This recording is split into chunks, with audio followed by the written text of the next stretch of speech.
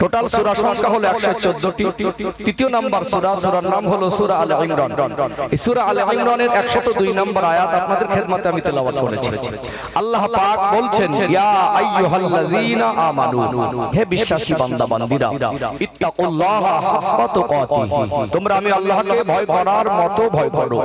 ওয়ালা তামুতুন্না ইল্লা ওয়া আনতুম মুসলিমুন, মরতে যদি হয় পরিপূর্ণ মুসলমান না হয়ে মৃত্যুবরণ করো না। আয়াতের বিস্তারিত ব্যাখ্যা তাফসীর আছে, সংক্ষিপ্ত আকারে একটু ব্যাখ্যা দেই। প্রথম অংশ আল্লাহ বলছেন যারা ঈমানদার, যারা মুসলমান, তাদেরকে বলছেন হে বিশ্বাসী বান্দা বান্দীরা, ইত্তাকুল্লাহা হাক্কা তুকাতিহি, আমি আল্লাহকে ভয় করার মতো ভয় করো। আল্লাহ এটা বোঝাতে চাইছেন যে একটা ভয় করা আর করার মতো করা দুটোর মধ্যে অনেকটাই পার্থক্য। দুটো কথা যদি বলি, অনেক বলা যাবে, ধাপে ধাপে 5-7টা, দুটো অন্তত বলি, কারণ মানুষের তো এখন ধৈর্য কম, মানুষের ওয়াজ বোঝার মেজাজও কম। এই জন্য প্রকৃত পক্ষে যদি একজন ওয়াজ বোঝানোর মেজাজে মানুষ ওয়াজ করতে চায়, তার কষ্ট হবে। এখন মানুষ আবেগে তালে তাল মিলিয়ে চলতে পছন্দ করে। এই জায়গায় যদি আমার থেকে একজন যোগ্য ব্যক্তিকে বসানো হয়, আমার থেকে অনেক যোগ্য ব্যক্তি আছে, একজন খোদাভীরু পরহেজগার তাকওয়াপন্থী মানুষ, আল্লাহওয়ালা মানুষকে যদি বসিয়ে দেওয়া হয়, আর তার গলায় যদি সুর বলে কিছু না থাকে, তার পরিচয়টুকু যদি না দিয়ে মানুষের কাছে বক্তব্য দিতে বসিয়ে দেওয়া হয়, 100-র মধ্যে 95 জন শ্রোতা বলে উঠবে তোরা কাকে ধরে এনেছিস। মানে যদি সুর গলায় ভালো থাকে তো আজ ভালো, আর সুর যদি না থাকে তো বক্তা ভালো না। এই নেগেটিভিটিটা আমাদেরকে বাদ দিতে হবে। আমরা আলেমদের সোহবতে বসবো কোরআন হাদিসের জ্ঞান অর্জনের জন্য, এবং সেগুলো আমরা আমলে নিয়ে দিই। অর্থাৎ এখানে যদি সুর টানটাই আমাদের সামনে হেডলাইন হয়, তাহলে আমাদের জীবন পরিবর্তন কঠিন হয়ে যাবে। কথা কি বুঝতে পারছেন? এই জন্য মানুষ ওয়াজ বোঝার মেজাজ কম, শোনার মেজাজ বেশি। সারা রাত ধরে ওয়াজ শোনে, সারা বছর ধরে ওয়াজ শোনে, সারা জীবন ধরে ওয়াজ শুনছে, এখন কি বুঝেছে সেটার হিসাব মেলাতে পারে না। এটা দুঃখজনক হলেও সত্য। সম্মানিত ভাইরা, ওই জন্য আমি আবার রিপিট করছি, আমার সামনে যারা বসেছেন শোনার সাথে সাথে বোঝার মেজাজ রাখুন। আমি দুটো কথা, দুটো ব্যাখ্যা দেই, সহজে বুঝে আসবে ইনশাআল্লাহ। একটা হলো ভয় করার, একটা করার মতো করা, দুটোর মধ্যে অনেকটাই পার্থক্য। দেখবেন আমরা মানুষ মাঝে মাঝে আমরা শারীরিকভাবে অসুস্থ হই, হয় না? আল্লাহ কাকে কখন কোন রোগ দেন এটা কারোরই জানা নেই। এখন একটা মানুষ যখনই অসুস্থ হয় তখন কি করে? চিকিৎসার জন্য ব্যতিব্যস্ত হয়। কেন? চিকিৎসা সুস্থ হবে তাই।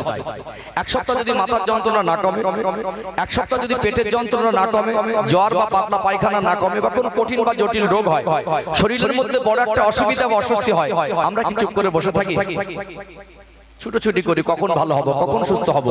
আমরা বাবা মা সন্তানদের কষ্ট, অসুস্থ আমরা চোখে দেখে সহ্য করতে পারি না। তাদের সুস্থতার জন্য, চিকিৎসার জন্য আমরা মাঝে মাঝে জমি বিক্রি করি, মাঝে মাঝে জমা করা পয়সা ব্যয় করি, মাঝে মাঝে পয়সা না থাকলে বাবা মা ভিক্ষাও করে না? তাহলে কেন? সুস্থ হবে বলে। কি হবে বলে? সুস্থতা দরকার। এক সপ্তাহ গায়ে জ্বর, সুস্থতার জন্য কতবার মনে করলো যে আমাকে কখন ভালো হবে, কখন সুস্থ হবে, কখন ভালো হতে হবে, আর তার জন্য যতটুকু চেষ্টা কেউ কমি করে না। শরীর অসুস্থ হলে সুস্থতার জন্য মানুষের ভিতরে ব্যতিব্যস্ততা দেখা যায়। মানুষের আখলাক, চরিত্র যখন নষ্ট হয়ে যায়, মনুষ্যত্ব যখন নষ্ট হয়ে যায়, আদর্শ যখন নষ্ট হয়ে যায়, ন্যায় নীতি যখন নষ্ট হয়ে যায়, স্বচ্ছতার পবিত্রতা যখন জীবন থেকে চলে যায়, ওই খারাপ মানুষটা ভালো হওয়ার জন্য তার ভিতরে কোনো ব্যতিব্যস্ততা দেখা যায় না। কথা কি বুঝতে পারছেন? 1 মাস বেনামাজি, 1 বছর বেনামাজি, 10 বছর, 20 বছর বেনামাজি, নামাজি হওয়ার জন্য তার ভিতরে কোনো ছটছটানি ব্যতিব্যস্ততা নেই, দেখেছেন? কিন্তু 10 বছর বেনামাজি, নামাজি হওয়ার জন্য তার মধ্যে কোনো চেতনার ব্যতিব্যস্ততা নেই। যদি 10 ঘন্টা অসুস্থ থাকতো, কতবার মনে করতো আমাকে ভালো হতে হবে। মদ খাচ্ছে তো খেয়েই যাচ্ছে, সুদ খাচ্ছে তো খেয়েই যাচ্ছে, অন্যায় করছে তো করেই যাচ্ছে, বেপরদা চলছে তো চলেই যাচ্ছে। মানুষের ভিতরে পরিবর্তনের কোনো চেতনা নেই, যার অর্থ আল্লাহর ভয় আমাদের ভিতরে পরিমাণটা কমতে কমতে একেবারে নিম্ন পর্যায়ে চলে গেছে। যার অন্তরে আল্লাহর ভয়ের পরিমাণ যত বেশি হবে, তার জীবনটা গোনা থেকে তত পবিত্র হবে। এই জন্য আল্লাহ পাক বলছেন আমাকে ভয় করার মতো ভয় করো। আরেকটা উদাহরণ দিয়ে সহজ হবে। দেখবেন একটা 1 টাকার কয়েন, এক পিঠ উল্টালে আর ওটাও 1 টাকা, অন্য পিঠ উল্টালে সেটাও 1 টাকা। অর্থাৎ আমরা মুসলমান, আমাদের ভিতরে এক শ্রেণীর মানুষ আছেন, তারা হলেন মুমিন বা আল্লাহওয়ালা। একজন হাক্কানি আল্লাহর ওলিকে মুমিন বান্দাদের অন্তর্ভুক্ত করা যেতে পারে। আবার একজন প্রকৃত দ্বীনের অনুসারী, যার জীবনে কোরআনের আলো বাস্তবায়ন হয়েছে, যিনি আমার রাসূলকে সবথেকে বেশি ভালোবাসতে পেরেছেন এবং তার কর্মজীবনে আমার নবীর আদর্শ বাস্তবায়ন হয়েছে, এরকম একজন প্রকৃত দ্বীনের অনুসারী, একজন মুমিন বান্দাকে আমরা আল্লাহওয়ালা বলে সম্বোধন করতে পারি না? ভালো মানুষদেরকে আমরা সম্মান করি, নেক মানুষ, দিনদার মানুষ, পরহেজগার মানুষ, আল্লাহওয়ালা মানুষ, এই সমস্ত শব্দ চয়ন করে তাদেরকে সম্মান করি, করি কি করি না? একজন আল্লাহওয়ালা বা নেক ব্যক্তি বা মুমিন ব্যক্তি, তাদের জীবন আর আমাদের জীবনের মধ্যে পার্থক্য খুঁজুন। আমাদের থেকে আল্লাহওয়ালা বা মুমিনদের জীবনে গুনাহর পরিমাণ বেশি না কম? তাদের জীবনে গোনা হিসেব বলে অনেক কম, আর তাদের থেকে আমাদের জীবনে গোনার পরিমাণ বেশি। আমরা কাঁদি বেশি না কম? মুমিন বান্দারা আল্লাহওয়ালারা যে পরিমাণ কাঁদে, তাদের থেকে আমরা কম কাঁদি না বেশি কাঁদি? কাঁদি কম। হিসাব বুঝতে পারছেন? গোনা কম, কাঁদছেন বেশি, আর আমাদের গোনা বেশি, কাঁদছি কম। তার মানে আমাদের কাঁদার দরকার বেশি ছিল। যেখানে গেলে কান্না আসবে সেখানে যেতে মন চায় না। যেখানে বিছানা ছেড়ে তাহাজ্জুদের রক্তে উঠে আল্লাহর কাছে কাঁদতে পারবো, সেখানে আমাদের ওটা সহজ হয়। অর্থাৎ যেখানে গেলে কান্না আসবে, কান্নার চেষ্টা করব, সেই রকম পরিস্থিতি আমরা আসতে পারি না। তার মানে আল্লাহর ভয় নামক জিনিসটা তারা হাসিল করেছিলেন। এই জন্য একটা মানুষের যত খারাপ হোক, তার ভালো হওয়ার জন্য তার জীবনে একটা খাঁটি নিয়ামত দরকার, সেটা হলো আল্লাহর ভয়। এই জন্য আল্লাহ পাক বলছেন, আমাকে ভয় করার মতো ভয় করো। পথটা অত্যন্ত তাৎপর্যপূর্ণ। আল্লাহ পাক বলছেন, ওয়ালা তামুতুন্না ইল্লা ওয়া আনতুম মুসলিমুন। মরতে যদি হয়, এখানে তো প্রশ্নই নেই, মরণ একদিন হবেই হবে। ইল্লা ওয়া আনতুম মুসলিমুন, পরিপূর্ণ মুসলমান না হয় মৃত্যুবরণ করবে। ভালো করে খেয়াল করুন, কি না হয়? পরিপূর্ণ মুসলমান। কথাগুলো বুঝতে পারছেন তো? এবার মানুষ আবার সুরসান্না শুরু করলে বলে, হুজুর এখন ওয়াজ শুরু করি, এটা একটা কঠিন পরিস্থিতি। এই কথাগুলো আমি খুব টেনে টেনে বললে এত সহজে বোঝানো যাবে না। সম্মানিত ভাইরা, এখন এই মুসলমান শব্দটা যেদিন থেকে আমরা একটু বুঝতে শিখেছি, বড় হয়েছি, আর এই পর্যন্ত যে যতটুকু বয়স হয়েছে, কয়েক হাজার বার শুনেছি না? শুনেছি কি শুনি না? মুসলমান শব্দটা শুনে শুনে বড় হয়েছে, শুনে শুনে অনেকে বুড়ো হয়ে গেছে। এই মুসলমান শব্দের অর্থ কজন বোঝে? কজন বলতে পারবে মুসলমান শব্দের অর্থ? আমার কথা কি বুঝতে পারছেন? তাহলে আমরা কি পরিমাণে ওয়াজ শুনেছি বুঝতে পারছেন তো? আর কেমন শুনেছি? আজ ভাবতে লজ্জা লাগে, বলবো কি, ভাবতেই লজ্জা লাগে যে আজ আমরা মুসলমান শব্দের অর্থ অনেকে জানে না। মুসলমান পরিপূর্ণ হতে গেলে মুসলমান শব্দের অর্থটা তো জানতে হবে, জানতে হবে না? এক কথা যদি উত্তর দেই, মুসলমান শব্দের অর্থ হলো স্বেচ্ছায় আত্মসমর্পণকারী। যার অর্থ যদি একটু খুলে ব্যাখ্যা দেই, আল্লাহ আমাদেরকে দুনিয়ায় পাঠিয়েছেন, আমাদের জীবনে কিছু খাস বৈশিষ্ট্য আছে। একটা হলো জীব, আর একটা হলো জড়। পাথরের টুকরা একটা জড় পদার্থ, মাটির ঢেলা একটা জড় পদার্থ, শুকনো কাঠ ভাঙা একটা জড় পদার্থ। এর ভিতরে কোনো ক্ষমতা নেই, পড়ে থাকে তো থাকে। আল্লাহ আমাদেরকে শ্রেষ্ঠ জীব করেছেন। আমাদের চলতে হয়, বলতে হয়, খেতে হয়, সিদ্ধান্ত নিতে হয়। আমরা খেতে পারি বলে যা ইচ্ছা তাই খেতে পারবো না, চলতে পারি বলে যেভাবে সেভাবে চলতে পারবো না, বলতে পারি বলে যা মন চায় তাই বলতে পারবো না। আল্লাহ আমাদের যৌবন দিয়েছেন বলে যেভাবে সেভাবে খরচা করতে পারবো না। আমরা নিজেরা আল্লাহ এবং রাসূলের কাছে আত্মসমর্পণ করে দেব। আজ থেকে আমি আমার ব্যক্তিগত মতে আর চলতে পারবো না। আমার নিজের ইচ্ছা, এই ইচ্ছা জিনিসটাকে আল্লাহর কাছে সঁপে দেওয়া, রাসূলের কাছে সঁপে দেওয়া। আজ থেকে আমার নিজের ইচ্ছা বলে আমার কাছে কিছু থাকবে না। যেটা আল্লাহ বলবেন, যেটা রাসূল বলবেন, সেটা আমার কাছে প্রাধান্য পাবে। অর্থাৎ নিজের ইচ্ছাকে রবের কাছে সঁপে দেওয়া, বিক্রি করে দেওয়া, আত্মসমর্পণ করে দেওয়া। আজ থেকে আমি আমার ব্যক্তিগত মতে আর থাকবো না। এটা খেতে মন চাইছে, রবের নিষেধ আছে, ওটা খাবো না। এটা করতে মন চাইছে, রবের নিষেধ আছে, ওটা করবো না। এটা বলতে মন চাইছে, আমার আল্লাহ আমার রাসূলের নিষেধ আছে, ওটা আমি বলবো না। অর্থাৎ আমার এটা করতে মন চাইছে না, অর্থাৎ সেটা আমি বলবো। আল্লাহ যেটা বলেছেন, এই আত্মসমর্পণকারীকে, স্বেচ্ছায় যিনি রবের কাছে আত্মসমর্পণ করে দেন, তাকে বলা হয় মুসলমান। কথা বলতে পেরেছেন? আজকে আমরা টুপিতে মুসলমান হয়েছে, জামা শার্ট কাটে মুসলমান হয়েছে, আই কার্ড আধার কার্ড খুলে দেখলে জাতিতে মুসলমান দেখি, মুসলমানের ঘরে জন্ম হয়েছে তাই নিজেকে বড় মুসলমান করি মনে করি। কিন্তু আমরা আত্মসমর্পণের জায়গায় ঘাটতি রেখে দিয়েছি। আপনি যদি মুসলমান হয়ে থাকেন, আল্লাহ যদি নামাজের জন্য ডাক দেন, আপনাকে হাজিরা দিতে হবে। যদি হাজিরা না দেন, তাহলে বুঝতে হবে আপনি আত্মসমর্পণে ঘাটতি রেখেছেন। তার মানে আপনি পরিপূর্ণ মুসলমান হতে পারেন না। আপনি যদি আত্মসমর্পণ করেই থাকেন, আল্লাহর ডাক যখন আসবে তখন আপনি বসে থাকতে পারবেন না। আপনি মদ খেতে পারবেন না, সুদ খেতে পারবেন না, ঘুষ খেতে পারবেন না, লটারি কাটতে পারবেন না, বেপরদা চলতে পারবেন না।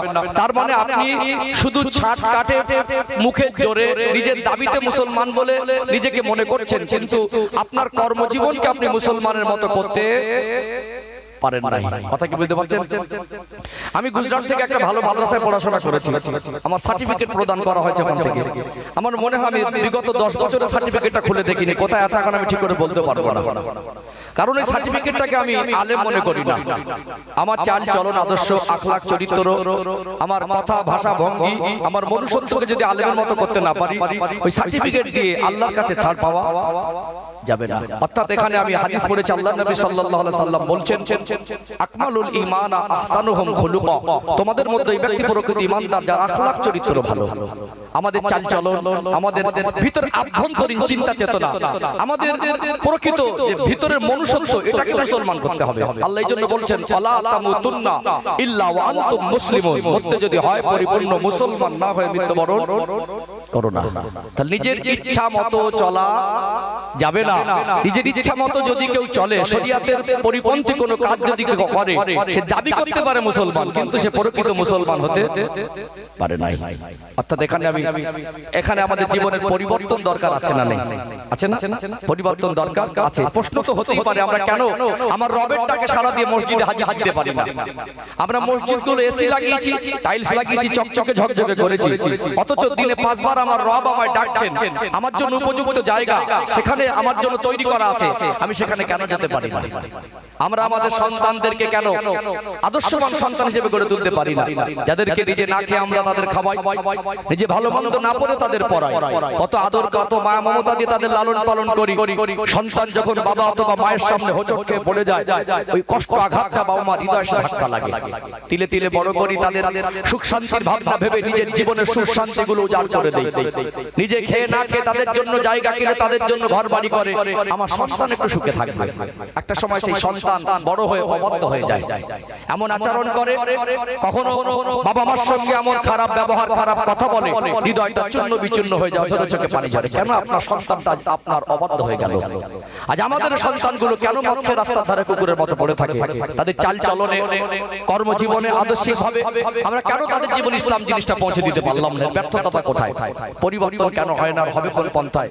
এর পর্যালোচনা দরকার আছে না নেই? আছে না? আমি আবারও বলছি, আমি আপনাদের মন জয় করতে বসিনি। আমি যদি এখানে দায়িত্ব পালন করি আমার বিবেক বিবেচনা দিয়ে, আমি আপনাদের জীবনের সময়টুকু আমানত মনে করে, আমি যদি কোরআনের বাণী আজকে দিনে আমাদের বর্তমান সময় যেটা আমাদের জীবনের পরিবর্তনের জন্য দরকার, সেই রকম উপযুক্ত বায়ান বক্তব্য করি, এতে যদি আপনার ভালো না লাগে, আমার যারা কোনো দুঃখ নেই। আফসোস কি জানেন, আসলে এই সমস্ত জায়গায় এটা মনে করুন একটা অসুস্থ মানুষ চিকিৎসার জন্য হসপিটালে যায়, তাহলে অসুস্থ মানুষের জন্যই কিন্তু চিকিৎসা। কিন্তু আজকে সাধারণত মজলিসের মধ্যে যাদেরকে চিকিৎসার ট্রিটমেন্ট দেওয়া দরকার, ভালো মানুষ হওয়ার জন্য, তাদেরকে এই হসপিটালে পাওয়া যায় না। মোটামুটি যারা ভালো, মলম লাগানো, ইনজেকশন দেওয়া, ঔষধ দেওয়া, সব তাদের উপরে বেশিটা প্রয়োগ হয়।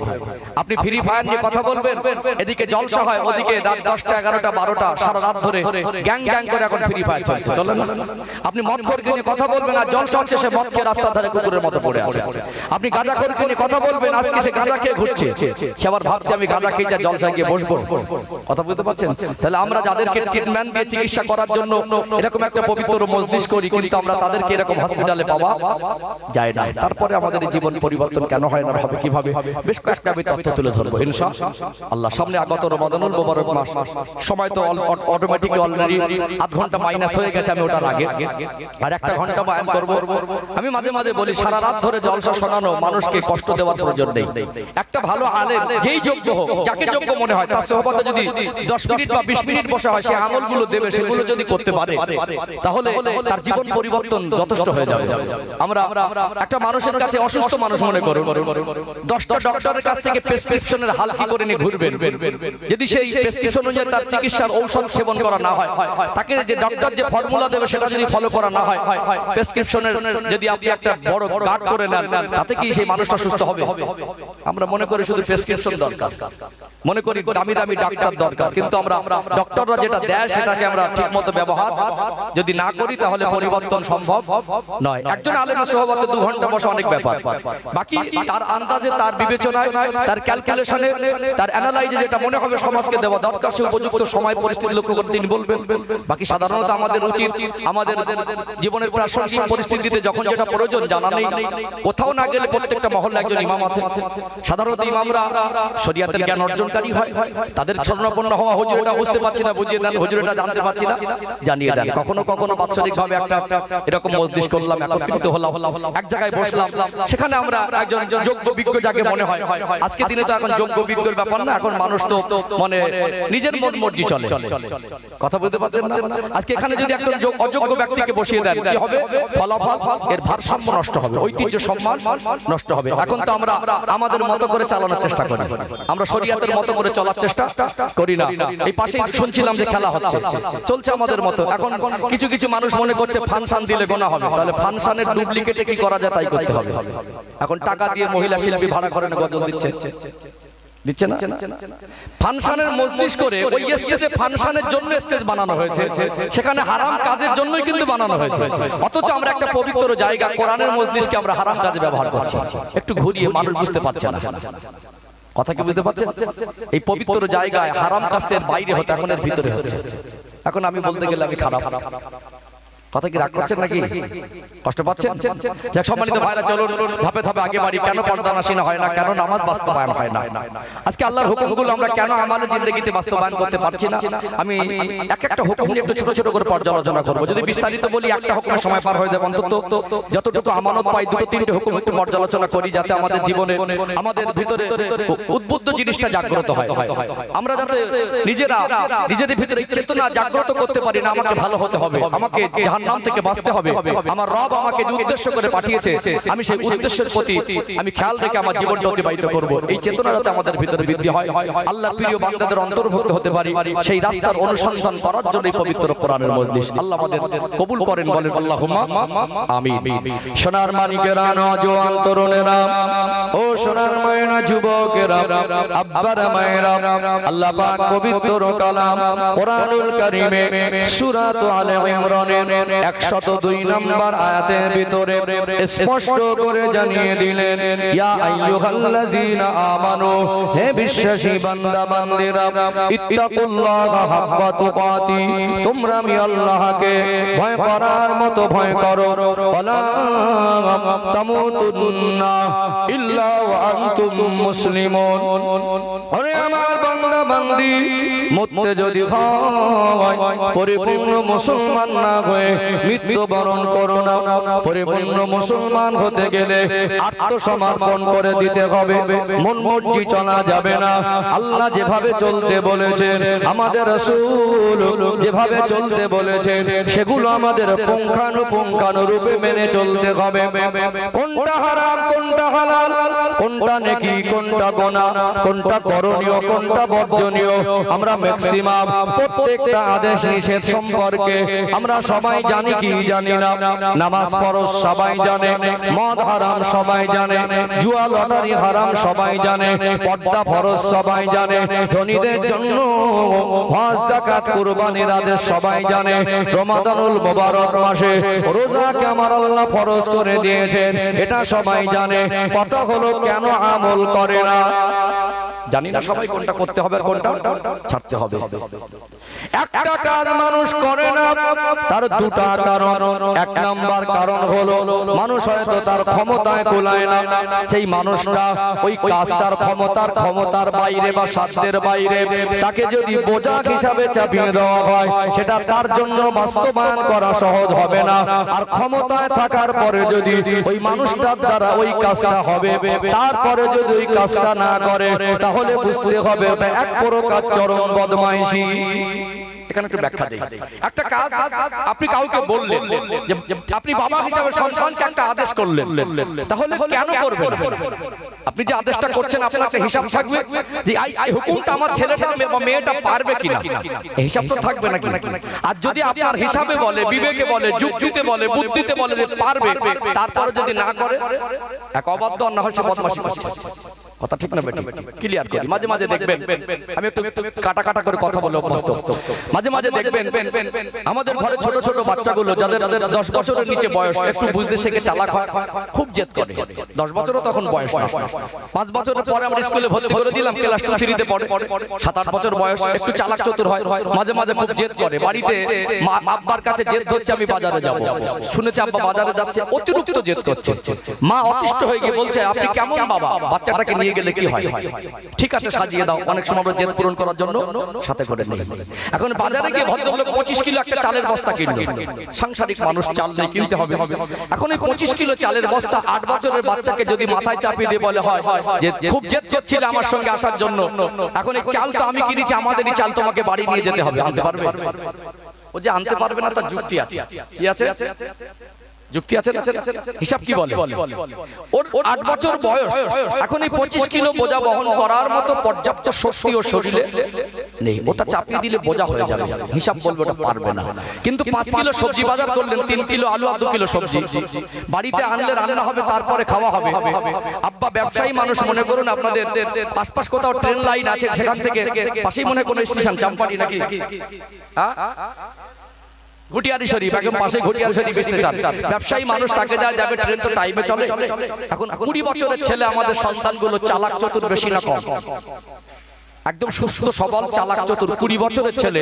ওই 20 বছরের ছেলেটাকে সাথে করে বাজারে নিয়ে গিয়ে বললো, বাবু আমি তো ট্রেনের একটা টাইমের ব্যাপার আছে, বাজার থেকে তুমি বাড়ি আসবে, রান্না হবে, তারপরে খাওয়া হবে। 20 বছরের ছেলের হাতে 5 কিলো একটা সবজির থলে ধরিয়ে দিল, এটা কিনে বাড়ি যাও। আব্বার কাছ থেকে থলেটা হাতে ধরে নিয়ে আব্বার মুখের দিকে তাকিয়ে বলছে, আব্বা জান এটা আমি নিয়ে যেতে পারবো না। আব্বা কি বুঝবে? ও সত্যি পারবে না, ওর দ্বারা হবে না, ও নিয়ে যায়। 20 বছরের ছেলে 5 কিলো সবজি থলে বাড়ি আনতে পারবে না। তারপরে যদি বলে পারবো না, কথা মনে বলতে পারছেন না, আব্বা কি বুঝবো? সত্যি পারে না, না করে না, মনে বদমাইশি। ও হচ্ছে আব্বার সঙ্গে একটা ধোঁকাবাজি করছে, আমি পারবো না, তার মানে কি? চরম একটা বেয়াদবি। যে মানুষটাকে, যার দ্বারা যে কাজটা হবে, তারপরে সে যদি বলে আমি পারবো না, এটা একটা চরম বেয়াদবি, এটা একটা চরম নাফরমানি। কথাই বুঝতে পারছেন? এই জন্য এখানে চলুন ক্লিয়ার করে, আল্লাহ যে আদেশ নিষেধগুলো আমাদেরকে দিয়েছেন, এগুলো আমাদেরকে আল্লাহ বোঝা হিসাবে চাপিয়ে দেয় নাই। ও ভাইজানেরা, সোনার মানিক যুবকেরা, আব্বারা মায়েরা, কোরআনুল কারীমের 2 নম্বর সূরা, সূরার নাম হলো সূরাতুল বাকারা। এটা কোরআনুল কারীমের সবথেকে বড় সূরা। ছোট বড় আয়াত মিলিয়ে সূরাতুল বাকারার মধ্যে 286টি আয়াত আছে। সূরাতুল বাকারার সর্বশেষ আয়াত অর্থাৎ 286 নম্বর আয়াতের সূচনায় আল্লাহ পাক জানিয়ে দিলেন, লা ইউকাল্লিফুল্লাহু নাফসান ইল্লা উসআহা। ওরে আমার বান্দা, ওরে আমার বান্দে, আমি আল্লাহ তোমাদেরকে যা আদেশ আর নিষেধ করেছে, তোমাদের সাধ্যের বাইরে চাপিয়ে দেই না। এখানে একটু ব্যাখ্যা দেই, সবাই একটু জবান খুলে বলুন, আমাদের সৃষ্টিকর্তাকে আরো জোরে বলেন কে? আল্লাহ যদি সৃষ্টিকর্তা হয়, আল্লাহ দয়াময়, তিনি আমাকে আপনাকে যদি সৃষ্টি করে থাকেন, আমরা কোনটা পারবো আর কোনটা পারবো না, আমাদের দ্বারা কোনটা হবে আর কোনটা হবে না, আল্লাহ থেকে ভালো আর কেউ জানে না। ও ভাইরা, বাবাজিরা, আল্লাহ জানিয়ে দিলেন, লা ইউকাল্লিফুল্লাহু নাফসান ইল্লা উসআহা। ওরে আমার বান্দা, ওরে আমার বান্দি, আমি আল্লাহ তোমাদের যা আদেশ আর নিষেধ করেছি, সাধ্যের বাইরে একটা চাপিয়ে দেই না। অর্থাৎ যেটা পারবো না, যেটা আমাদের দ্বারা হবে না, এরকম হুকুম আমার আল্লাহ আমাদেরকে একটাও দেয় নাই। আজকে আল্লাহ যা কিছু আদেশ আর নিষেধ করেছেন, সেগুলো আমাদের দ্বারা হবে, আমরা পারবো বলে দিয়েছে। নামাজ যদি আল্লাহ ফরজ করে দেন, আমাদের দ্বারা হবে না, আমরা পারবো না মন নয়, বরং পড়ি না। রোজা যদি আল্লাহ ফরজ করেন, আমরা পারবো না, আমাদের দ্বারা হবে না এমন নয়, বরং মানুষ রোজা রাখে না। পর্দা যদি আল্লাহ ফরজ করে দেন, পর্দা করতে পারবে না, হবে না এমন নয়, বরং তারা করে না। আল্লাহ ধনীদের জন্য হজ, যাকাত, কুরবানিকে যদি আমার আল্লাহ আদেশ করে দেন, ধনীরা পারবে না, তাদের দ্বারা হবে না এমন নয়, বরং তারা করে না। আল্লাহর কোন হুকুম একটা মানুষ্য জাতির জন্য বোঝা নয়। আমার আল্লাহ তো নিষ্ঠুর নয়, আমার আল্লাহ তো আল্লাহ পাক এত নিষ্ঠুর নয়, বান্দা বান্দির উপরে বোঝা হিসাবে চাপিয়ে দিয়েছে। অর্থাৎ ইসলামের পথ, আল্লাহর আদেশ নিষেধ, আমার রাসূলের আদেশ নিষেধ, এটা মানুষের জীবন যাপনকে সহজ করে দেয়, মানুষের জীবনে শান্তি এনে দেয়, মানুষকে জান্নাত পর্যন্ত পৌঁছে দেয়। মানুষকে জাতিকে আমার আল্লাহ সৃষ্টি শ্রেষ্ঠ করেছেন, শ্রেষ্ঠত্বটা বজায় রেখে দেয়। আল্লাহর হুকুম মানার ভিতরে আমার রবের রেজামন্দি হাসিল হয়। একটা মানুষ তার জীবনের সবথেকে বড় সফলতা হলো আল্লাহ সন্তুষ্টি অর্জন করা। ও ভাইরা বাবাজিরা, আল্লাহর আদেশ নিষেধগুলো আল্লাহর কথা অনুযায়ী আল্লাহ যদি বলেন তোমরা পারবে না, আমি এরকম চাপিয়ে দিয়েছি এমন নয়। যা কিছু দিয়েছেন সবগুলো যদি আমাদের দ্বারা হয়, তারপরে আমরা কেন করছি না, কেন আমল করি না? এখানে এই কেন কথার উত্তরটাকে একটু খুঁজে নেওয়া দরকার আছে না নেই? ইসলাম কারোর জন্য বোঝা নয়, আর আল্লাহ মানুষের উপরে চাপিয়ে দেয়নি, এটা একটু ক্লিয়ার করি। আমি কয়েকটা উদাহরণ দিয়ে বোঝাই। আমি একটা আদেশ নিষেধকে নিয়ে যদি পর্যালোচনা করি অনেক লং টাইম, সেখানে বৈজ্ঞানিক ব্যাখ্যা দেওয়া যেতে পারে, কোরআন হাদিসের ব্যাখ্যা দিয়ে দুটোকে অ্যাডজাস্টিং করে মানুষের কাছে আধুনিকরণ ভাবে উপযুক্ত হিসাবে ইসলামকে উপস্থাপন করা যেতে পারে। সেটা পরিবেশ পরিস্থিতির উপরে, বিভিন্ন ধর্মাবলম্বী যখন একটা পরিবেশে থাকে, বিভিন্ন শিক্ষিত মানুষ একটা পরিবেশে থাকে, সেখানকার বক্তব্য ধারা ধারভঙ্গি কখনো কখনো পরিবর্তন হয়। পরিস্থিতির দিকে খেয়াল করে কথা বলাটাই একজন বুদ্ধিমানের কাজ। কথা কি বুঝতে পারছেন? আমি জাস্ট বোঝাই ইসলাম যে কঠিন নয়, আমরা ইসলামের কোনো হুকুম পারবো না, আল্লাহ চাপিয়ে দিয়েছেন এমন নয়, এটাকে একটু ক্লিয়ার করে দিতে দরকার আছে না? আছে না? এই সামনে কয়েকটা দিন পরে রমাদানুল মুবারক মাস, রোজা বড় হুকুম, রোজা বড় হুকুম না?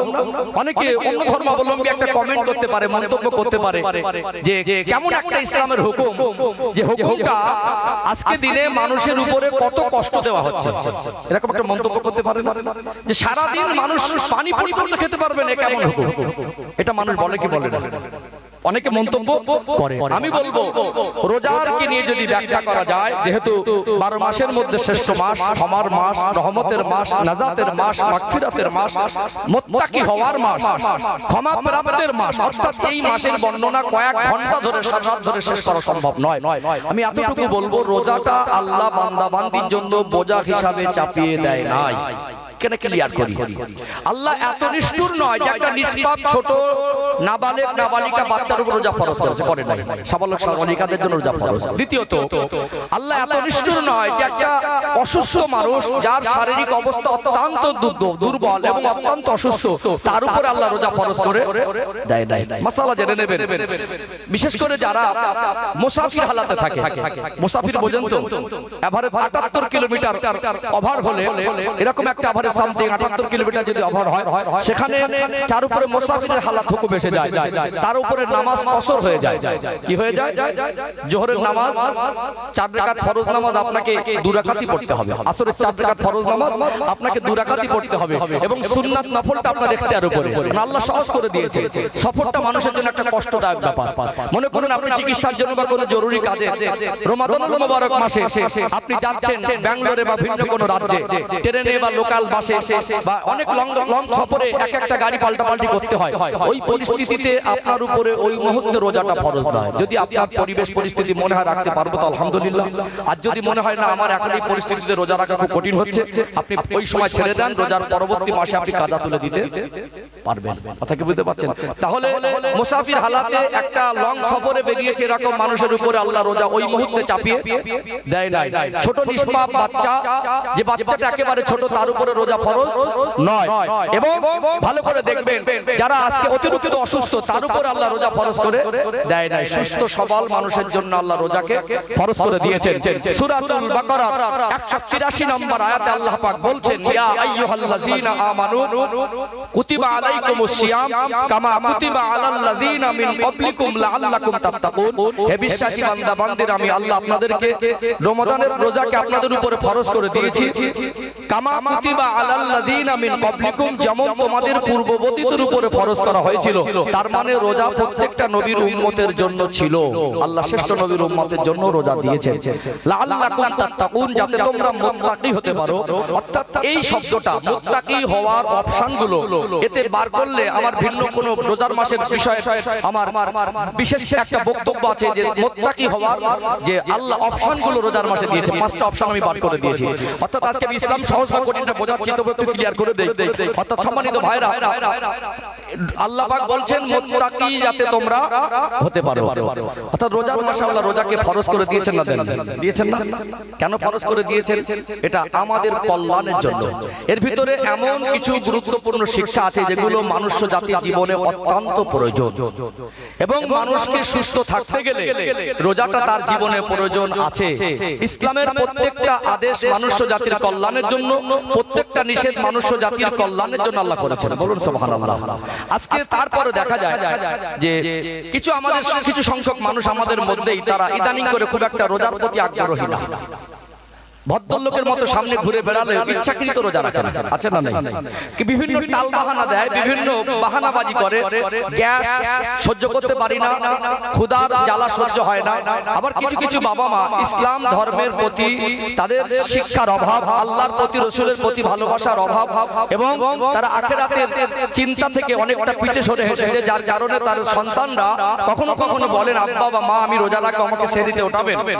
অনেক সময় বলে শরীর খারাপ হয়ে যাবে, রোজা রাখতে হবে না। একটা সময় গিয়ে হাতির মতো চেহারা হয়ে যায়, আর রোজা রাখতে পারে না, অভ্যাস করাইনি ছোট থেকে। সম্মানিত ভাইরা, আজকে ইদানিং দেখছি আমার মানে এখন ফ্যাশন আপডেট, আমার ক্যালকুলেশনে বিবেচনা আমি দেখেছি বহু পরিবারে ইয়াং তরুণ যুবক যুবতী এরা রোজা রাখছে না। এর সাথে সাথে কিছু মানুষ একটা বদ অভ্যাস নেশায় আগ্রস্ত হয়েছে। এই নেশা আসক্ত হওয়ার কারণে বিড়ি খাবার থেকে থাকতে পারবে না, গাঁজা না খেয়ে থাকতে পারবে না, বা তেরঙ্গা শেখান না খেয়ে থাকতে পারবে না। এই বদ অভ্যাসটাকে পবিত্র হতে পারে না, আর ওর জন্য আল্লাহর হুকুম ফরজ রোজাকে ত্যাগ করে দিচ্ছে কি দেয়? দিচ্ছে না? এখন যদি বলা হয় যে রোজা আপনার জন্য বোঝা নয়, এখানে একটু ক্লিয়ার করে দেই। একজন মানুষ আমাদের মধ্যে যারা রোজা রাখেন না ইচ্ছাকৃত, তার বিবেক বুদ্ধি হিসাব বলে চাইলে সে রোজা রাখতে পারবে। ওনাকে যদি বলা হয় ভাই সারাদিন আমার সঙ্গে থাকবে, কিছু না খেয়ে থাকতে পারলে সন্ধ্যাবেলা 10,000 টাকা দেবো, রাজি হবে না? কি মনে হয়? যারা বাহানাবাজি করে, সত্যিকারে অসুস্থ এটা বলতে হয় না, মানুষ বুঝতে পারে, বুঝতে পারে না? সত্যিকারে যদি কারোর শারীরিক অথবা কোনো অসুবিধা থাকে সেটা মানুষকে সবসময় বলতে হয় না, মানুষ দেখো সেটা অনুমান করতে পারে। সবথেকে বড় জিনিস মানুষকে লুকানো যায়, আল্লাহর কাছে লুকানো সম্ভব নয়। যেটা স্পষ্ট আমরা উপলব্ধি করি, বহু মানুষ আজকে চাইলে রাখতে পারে, একটু কষ্ট হলেও রাখতে পারবে, কিন্তু সেটাকে বাহানাবাজি করে ছেড়ে দেয়। এখন এই সমস্ত মানুষদেরকে যদি বলা হয় 3 দিন না খেয়ে থাকতে পারলে সারাদিন করে 30,000 টাকা দেবো, তাহলে সে রোজা রাখবে না?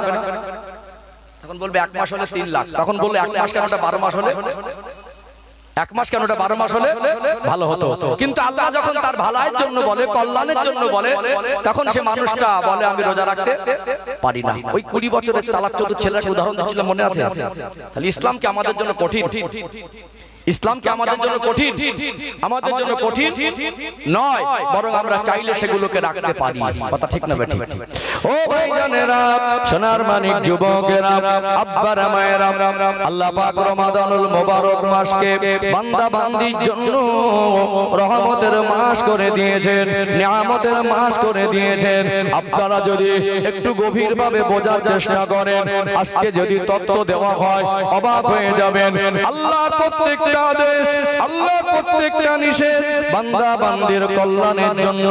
আজকে দুনিয়ার বিজ্ঞান, চিকিৎসা বিজ্ঞান এটা প্রমাণ করেছে। জাপানের একজন বিখ্যাত বিজ্ঞানী এই রোজাকে নিয়ে গবেষণা করে নোবেল পুরস্কার পেয়েছে। একটা মানুষ সারা বছরে সে যা পরিমাণে খাবার দাবার নিজে ভক্ষণ করে, তার শরীরে আল্লাহ যে বিভিন্ন কোষ দিয়েছে যেগুলো হজম শক্তির কাজ করে, একটা সময় যদি তাকে একটু রেস্ট না দেওয়া হয়, একটা সময় যদি তাকে একটু অবসর দেওয়া না হয়, একটা মানুষকে আল্লাহ যদি দীর্ঘ লম্বা 50-60 বছর হায়াত দেন, ওই হায়াতে ওই মানুষটা পরিপূর্ণ সুস্থ থাকতে গেলে তার বিভিন্ন শরীরে বিভিন্ন রোগ হবে, বিভিন্ন শারীরিক দুর্বলতা দেখা দেবে। 11 মাস খাওয়ার পরে অন্তত একটা মাস তাকে উপবাসে থাকা, পানাহার খাদ্য থেকে নিজেকে আলাদা করে রেখে নিজের আত্মসংযমী হওয়া, অর্থাৎ রোজার ভিতরে একাধিক শিক্ষা আছে। রোজা রাখলে একটা মানুষ যখন ক্ষুধার্ত অবস্থায় থাকে, তার ভিতরে হজম শক্তির যে কোষগুলো, বিজ্ঞানের ভাষায় যেটাকে চিকিৎসা বিজ্ঞানের ভাষায় অটোফেজি বলা হয়, শরীরের ভিতরে আমরা ইচ্ছা মতো যেগুলো আমাদের জন্য উপযুক্ত খাদ্য নয় সেগুলো জোর করে ঢুকিয়ে দেই। আল্লাহ কত দুনিয়াতে হালাল খাদ্য আমাদেরকে দিলেন। কোরআনুল কারীমে আল্লাহ বলছেন, ওয়া ইন তাউদ্দু নি'মাতাল্লাহি লা তুহসুহা। ওরে আমার বান্দা, ওরে আমার বান্দে, আমি আল্লাহ তোমাদেরকে এত বেশি নিয়ামত দিয়েছি, নিয়ামতের নিয়ামতগুলোকে গুনে গুনে তোমরা শেষ করতে পারবে না। কত হালাল খাদ্য আল্লাহ দিলেন, তারপরে আজকে দুনিয়ার মানুষ আল্লাহর হুকুমের সীমা লঙ্ঘন করে হালাল খাদ্য ছেড়ে হারাম খাদ্যগুলো শরীরের ভিতরে জোর জবরদস্তি দেয় কি দেয় না? দেয় না? 1 লিটার দুধের দাম যা, তার থেকে 1 লিটার মদের দাম বেশি হলো, আল্লাহ এটা হালাল করেছেন, এটা একটা নির্ভেজাল খাবার, ওটা নিয়ে সপরিবারে খাবে না, তার থেকে 3 গুণ টাকা দিয়ে মদ কিনে খেয়ে রাস্তার ধারে পড়ে থাকবে। আল্লাহ কত দামি দামি নিয়ামত ফল দিয়েছেন, সে ফলগুলো আমরা খেতে পারি সপরিবারে, আল্লাহ নিয়ামতের শুকরিয়া আদায় করতে পারি। সেই টাকা বাঁচে, অথচ আমরা সেই টাকাগুলো নিয়ে কখনো গাঁজা, কখনো মদ, কখনো বিভিন্ন কঠিন নেশার দ্রব্য, সেগুলো আমরা অনর্থক পয়সা খরচ করি। এগুলো শরীরের জন্য ক্ষতি কি ক্ষতি না? ক্ষতি না? আজকে মানুষ নির্বোধ, আল্লাহর নিয়ামত বুঝতে চায় না। অর্থাৎ এখানে আজকে একটা মানুষ, আমাদের যা খাবার খোরাক, আমরা সুন্নতি পদ্ধতিতে আমরা কি যদি খাওয়া দাওয়া করতাম, আমাদের শরীরের ফিটনেস, শরীরের বিভিন্ন রকম যে অতিরিক্ত আজকে মানুষ অসুস্থর মাত্রা বেশি হচ্ছে, বিভিন্ন নতুন নতুন রোগের উৎপত্তি হচ্ছে। আল্লাহ কখনো রোগ দেন, কখনো অসুস্থ করেন, আবার কখনো সুস্থ করেন, কিন্তু মনে রাখতে হবে আমাদের চলাফেরা খাওয়া দাওয়ার মাধ্যমে আমাদের শরীরের বিভিন্ন রকম অসুবিধা বাসা বাঁধতে পারে। আল্লাহ নবী সাল্লাল্লাহু আলাইহি সাল্লাম তার প্রিয় খাদ্য যেগুলো খেতেন, তার মধ্যে ছিল খেজুর, তার মধ্যে ছিল মধু, তার মধ্যে ছিল ঘি, তার মধ্যে ছিল রুটি খেতেন আল্লাহ নবী সাল্লাল্লাহু আলাইহি সাল্লাম। আপনি ভাত খেতে পারেন, অসুবিধা নেই, প্রত্যেকটা হালাল জিনিস আপনি খেতে পারেন, তারপরে লিমিট আছে না? আছে না? আমরা চেপে চেপে খাই, কি করি? চেপে চেপে গলায় চেপে চেপে দিয়ে মাঝে মাঝে অনেকে বমি করেও ফেলে, মদ হজম হয়ে যায়, মাঝে মাঝে শরীরের উপরে লোড চাপে ওঠে, ওভারলোড বলে। কি বলে? ওভারলোড। অর্থাৎ এখানে এই শরীরের একটা পার্টস, বিভিন্ন অঙ্গ প্রত্যঙ্গকে আল্লাহ চালু করে দিয়েছে। আমরা ঘুমালে আমাদের শরীরের অঙ্গ প্রত্যঙ্গগুলো চালু থাকে না? আপনি ঘুমাচ্ছেন রাতের বেলা খেয়ে, সকাল বেলা সেগুলো হজম হয়ে গেল, কি হলো? তাহলে আল্লাহর নিয়ামত শরীরে যে বিভিন্ন পার্টস দিয়েছে, হজম শক্তি যে কোষগুলো দিয়েছে, তারা কিন্তু ঘুমায়নি, তারা তাদের কাজ করে গেছে। অর্থাৎ সেখানে আপনি লোড চাপিয়ে চাপিয়ে সারা বছর 60 বছর যদি তাকে একটা লং টাইম আল্লাহ আপনাকে হায়াত দেয়, আপনি যদি তার উপরে লোডটা চাপিয়ে রাখেন, তার একটা সময় অবসর না হয়, তার একটা সময় রেস্টের প্রয়োজন যদি না মনে করেন, তাহলে আপনার জীবনে একটা সময় গিয়ে বিভিন্ন রকম রোগের উৎপত্তি হবে, এটা স্বাভাবিক। কথা কি বুঝতে পারছেন? এটা বিজ্ঞানের ভাষার কথা বলছি।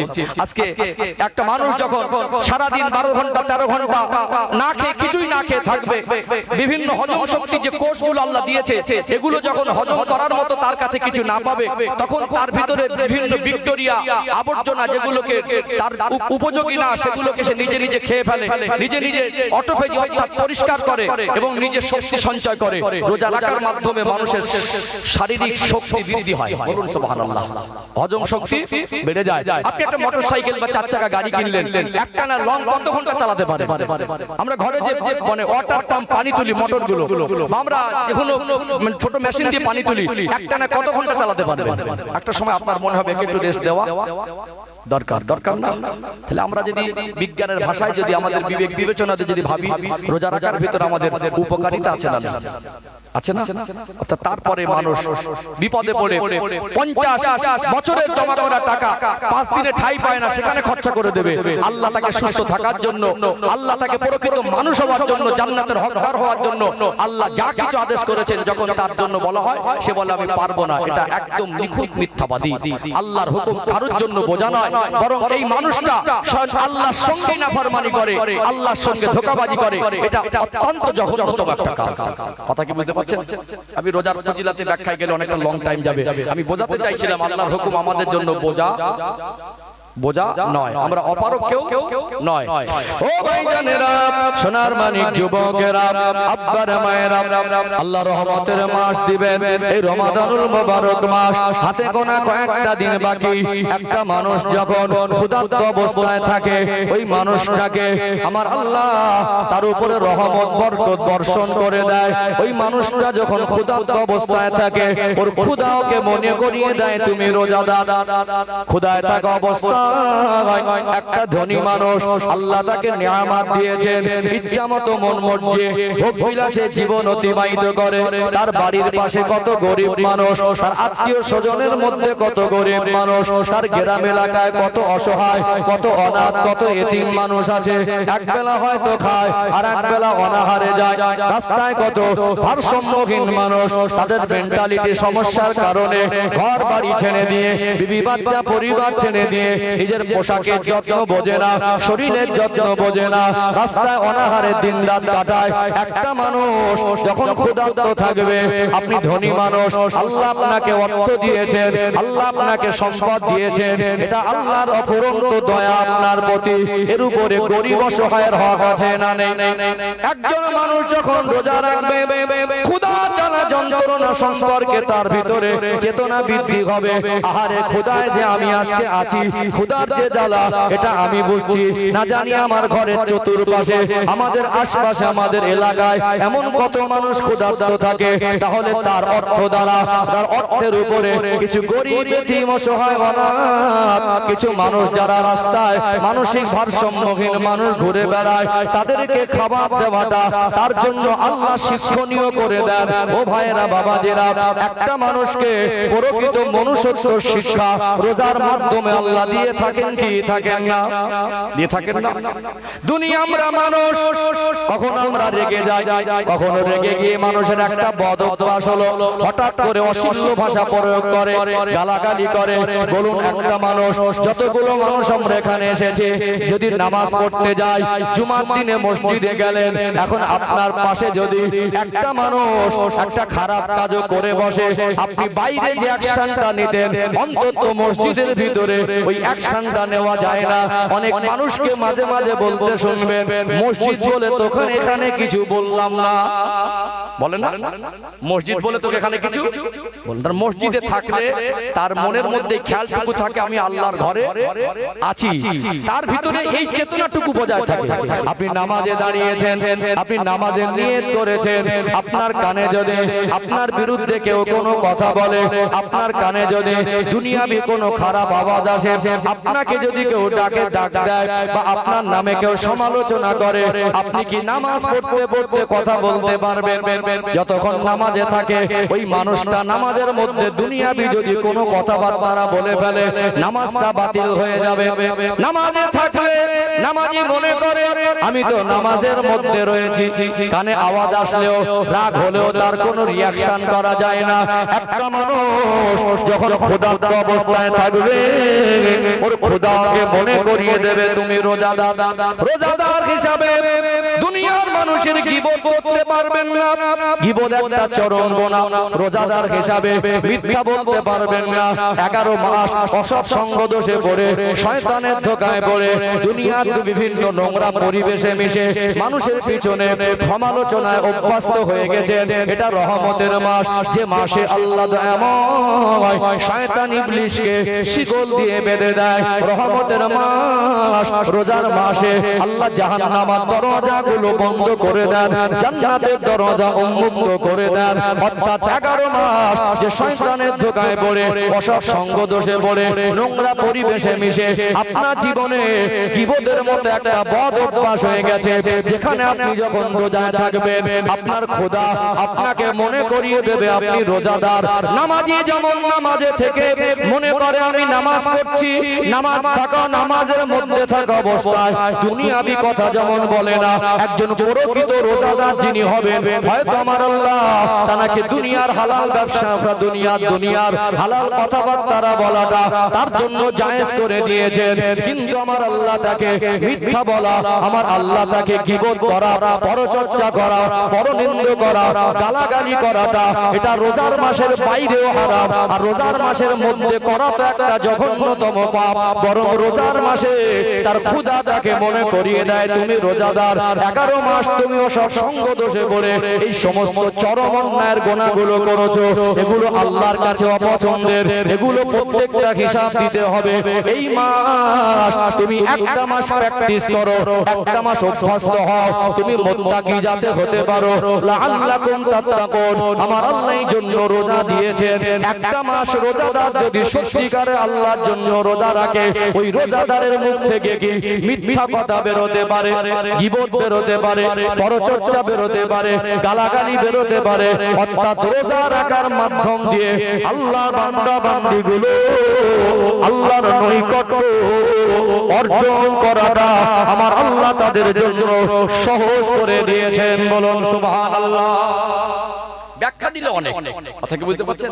ব্যাখ্যা দিলে অনেক। মুত্তাকি হওয়ার অনেক অপশনের মধ্যে আছে না নেই? এই জন্য রোজা কি আমাদের জন্য বোঝা নয়। কি বললাম? অপারক আমরা কেউ। শারীরিক উপকারিতা আছে, জীবনের পবিত্রতা অর্জনের ক্ষেত্রে রোজার মতো এরকম একটা রহমতের মাস আল্লাহ দিয়েছেন, এর থেকে উত্তম জিনিস আমরা আমাদের জীবনে আর পাবো না। হাদিস শুনে শুনে তো আপনারা বুড়ো হয়ে গেছেন, বড় হয়ে গেছেন। আসলে আমরা এগুলোকে মনের কান থেকে শুনি না, সেই মন থেকে গুরুত্ব দেই না বলে এটা আমাদের জীবনের ব্যর্থতা। মনে পড়ে, আপনাদের মনে করিয়ে দিচ্ছি। আমি বলছিলাম রোজার মাস একবার আসন্ন দুটো একটা কথা বলে নেই। একটা কথা আপনাদের মনে পড়ে, আপনারা বহুবার শুনেছেন। নবী আমার 1 তারিখে কোন একটা দিন মসজিদে নববী শরীফের মেম্বারে কদম মোবারক রাখার সময় বললেন আমিন। দ্বিতীয়বার কদম রাখলেন, বললেন আমিন। তৃতীয়বার কদম রাখলেন, বললেন আমিন। সাহাবায়ে কেরামেরা আশ্চর্যান্বিত হলেন। আল্লাহ নবী সাল্লাল্লাহু আলাইহি সাল্লামকে দেখেছি ইতিপূর্বে বহুবার তিনি মেম্বারে কদম মোবারক রেখেছেন, আমিন বলেন না। আজকে কেন আমিন বললেন? প্রশ্ন জানার জন্য আগ্রহী হবে। সাহাবারা জিজ্ঞাসা করলেন, ইয়া রাসূলুল্লাহ, আজকে যেমনি ভাবে আপনি 3 বার আমিন বলেছেন, ইতিপূর্বে আপনার জবান থেকে আমরা আমিন বলতে কোনোদিন শুনিনি, আজকে কেন আপনি আমিন বললেন? আল্লাহ নবী সাল্লাল্লাহু আলাইহি সাল্লাম বলছেন, জিবরাইল আলাইহিস সালাম আমাকে শুনিয়ে শুনিয়ে বলছেন, যে ব্যক্তি রমাদানুল মুবারক মাস পেল আর আল্লাহর ইবাদত বন্দেগী করে আল্লাহর হুকুম পালন করে রোজার মাসের হক আদায় করে ক্ষমা প্রাপ্তদের অন্তর্ভুক্ত হতে পারলো না, আল্লাহর জান্নাতের হকদার হতে পারলো না, ওই ব্যক্তি ধ্বংস হোক। কে ধ্বংস হোক? ওই ব্যক্তি ধ্বংস হোক। জিবরাইল আলাইহিস সালাম বলছেন আর নবী বলছেন আমিন। আমার রাসূল যদি কোনো বিষয়ে আমিন বলে দেন, গোটা বিশ্বের মানুষ যদি অপর দিকে আমিন বলে, আমার নবীর আমিনের ধারে কাছে নবী হলেন মুস্তাজাবুদ দাওয়া। আল্লাহর নবী দোয়া করলে ওটা কবুল হয়ে যায়। বলুন সুবহানাল্লাহ। খুব গভীর ভাবে বুঝুন, আমি বোঝাতে চাইছি এখানে এক হলো ক্ষমা, এক হলো জান্নাতের হকদার, আর একটা হয় ধ্বংস অনিবার্য। এতে সন্দেহের অবকাশ। আমিনটা কার? রাসূলের আমিন। আমি বলছিলাম আপনারা অনেকবার শুনেছেন কিন্তু গুরুত্ব দেন না, মনের দিক থেকে গুরুত্ব দিয়েছেন না, মনের কান থেকে শুনেছেন। নবী যেখানে আমিন বলছেন, ওই আমিন থেকে বাঁচানোর কোন আলেমের আমিন কাজ করবে? কোন তাবিজ কালাম কাজ করবে? তাহলে এক একটা ধ্বংস অনিবার্য। দুনিয়া ধ্বংস হবে, আখিরাত ধ্বংস হবে, আর না হয় আপনি ক্ষমা প্রাপ্তদের অন্তর্ভুক্ত হবেন। দুটো ক্যাটাগরি নবীর কথা অনুযায়ী ভাগ হয়ে যায় যদি গুরুত্ব দিয়ে বোঝেন। যে ব্যক্তি রমাদানুল মুবারক মাস পেল, রোজার মাসের হক আদায় করে ক্ষমা প্রাপ্তদের অন্তর্ভুক্ত হয়ে আল্লাহর জান্নাতের হকদার হতে পারলো না, ওই ব্যক্তি ধ্বংস হোক। মানে আপনি যদি হক আদায় না করেন, এই মাসটাকে কাজে যদি না লাগান, যদি এই মাসের গুরুত্ব তাৎপর্য মহত্ব বুঝে যদি আমাদের জিন্দেগিতে বাস্তবায়ন না করেন, তাহলে আপনাকে কিন্তু ধ্বংসের হাত থেকে বাঁচানোর ক্ষমতা কারো। কথা কি বুঝতে পারছেন? আর যদি আপনি এটাকে কাজে লাগান, তাহলে নবীর কথা অনুযায়ী আপনি ক্ষমা প্রাপ্তদের অন্তর্ভুক্ত হয়ে যাবেন। বলুন সুবহানাল্লাহ। তাহলে এই রহমতের মাসটাকে আমরা কাজে লাগাবো ইনশাআল্লাহ। বলুন ইনশাআল্লাহ। অধিক পরিমাণে নেকি অর্জনের মাস। অন্য মাসে একটা আমল করলে যে পরিমাণ সওয়াব হয়, আল্লাহ রহমতের মাসে 70 গুণ সওয়াব বাড়িয়ে দেয়। বলুন সুবহানাল্লাহ। এই মাসে আমি রমজানুল ফজিলত সম্পর্কে খুব বেশি যাব না, কারণ লাইলাতুল কদরের কথা বলতে গেলে এখন অনেক ব্যাখ্যা দরকার আছে না? আমি জাস্ট বোঝাতে চাইছি আমরা কাজে লাগাবো। আর এখন প্রত্যেকটা মসজিদের ইমাম সাহেব আলহামদুলিল্লাহ সচেতন, সময় অনুপাতে মুসল্লিদেরকে সচেতন করে দেয় না? সচেতন করে দেয়। আমি একটা স্পেশালি একটা বক্তব্য আমি করব ইনশাআল্লাহ, যেটা আমাদের রমাদানুল মুবারক মাস সম্পর্কে, রমাদানের গুরুত্ব মহত্ব তাৎপর্য আমল, সেটা আজকের আমার আলোচনার বিষয়বস্তু না। ওই জন্য আমি প্রসঙ্গ এসেছে বলে একেবারে সামনে এই রমাদানুল মুবারক মাসকে কেন্দ্র করে যারা প্রকৃত নবীর প্রেমিক, প্রকৃত যারা আখিরাতের চিন্তাশীল মানুষ, আল্লাহর ভালোবাসা তাদের অন্তরে কিঞ্চিত আছে, তাদের এখন থেকে মনে একটা খুশির জ্বর আসছে না?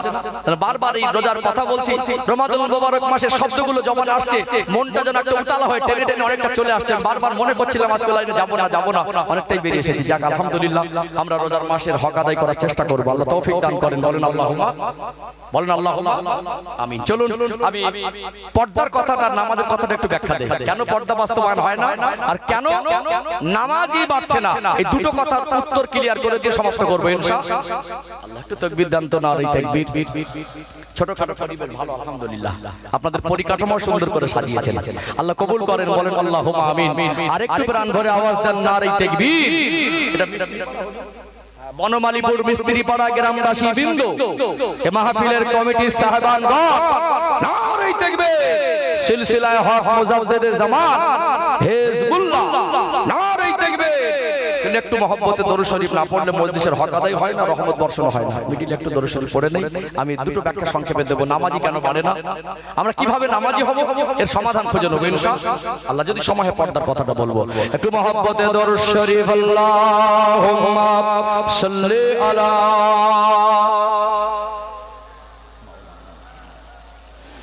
ওয়া আলা আলি সাইয়্যিদিনা हब्बे अहमद जुल्फी सीने में है, मैं आहूं मेरा दिल मदीने में है। फूल तो फूल काटूं क्या हुस्न है, लुत्फ़े जन्नत से बढ़कर मदीने में गए। अल्लाहुम्मा सल्ली अला। আপনি উপরে আসেন না, আপনাকে বলছি নিচে কেমন, উপরে এসে বসেন।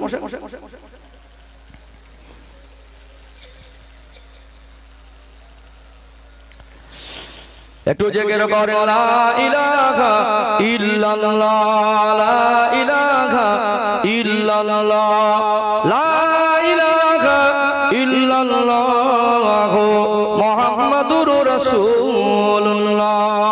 আল্লাহুম্মা সাল্লি আলা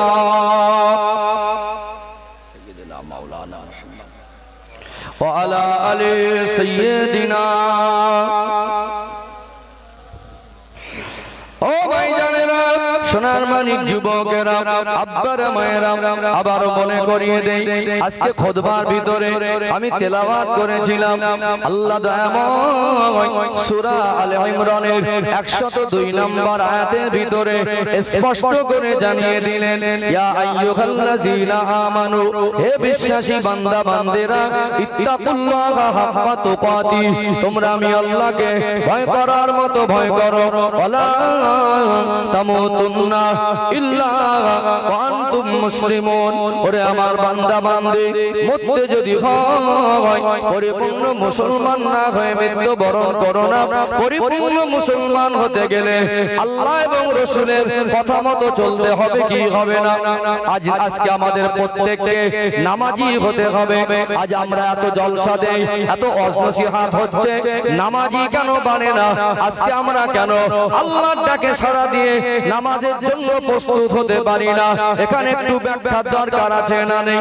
এটা আমি বুঝিয়েছি, আল্লাহর হুকুম আমাদের জন্য বোঝা নয়।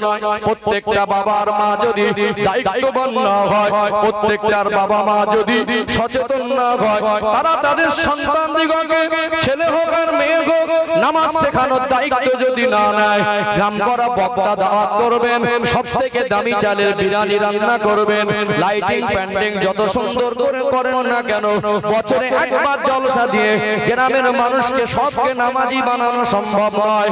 নামাজি বানাতে গেলে প্রত্যেকটা বাবা মার উপরে আল্লাহ দায়িত্ব দিয়েছেন, তাদের সন্তানকে তারা নামাজি বানাবে।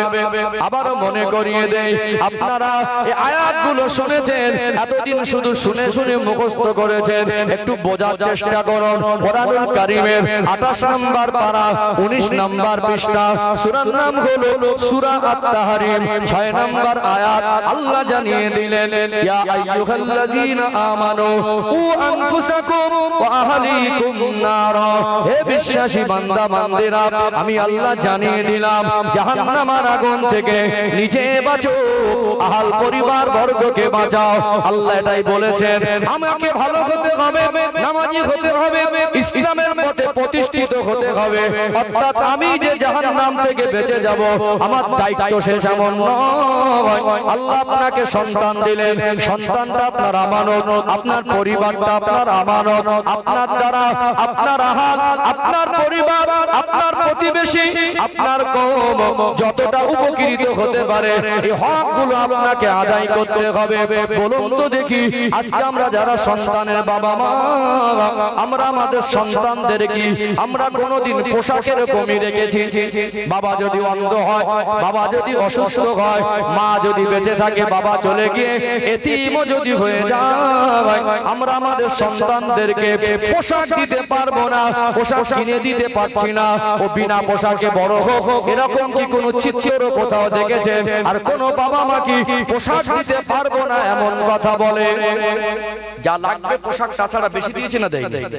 পোশাকের ক্ষেত্রে কোনো বাবা মা অপারগতা স্বীকার করে না।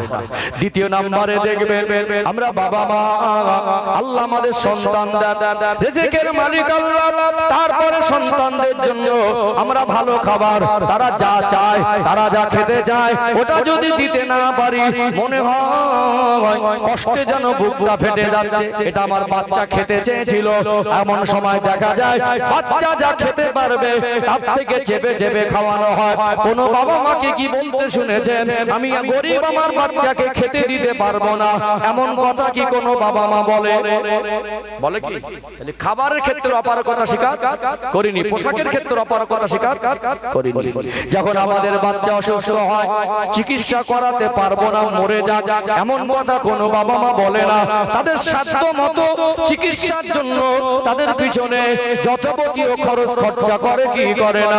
দেখবেন চতুর্থ নম্বরে আজকে দিনে এটা আমাদের সকলের মগজে ঢুকেছে, এটা প্রত্যেকটা বাবা মা জানে, আমার ছেলে আর মেয়ে যেন নিরক্ষর না হয়।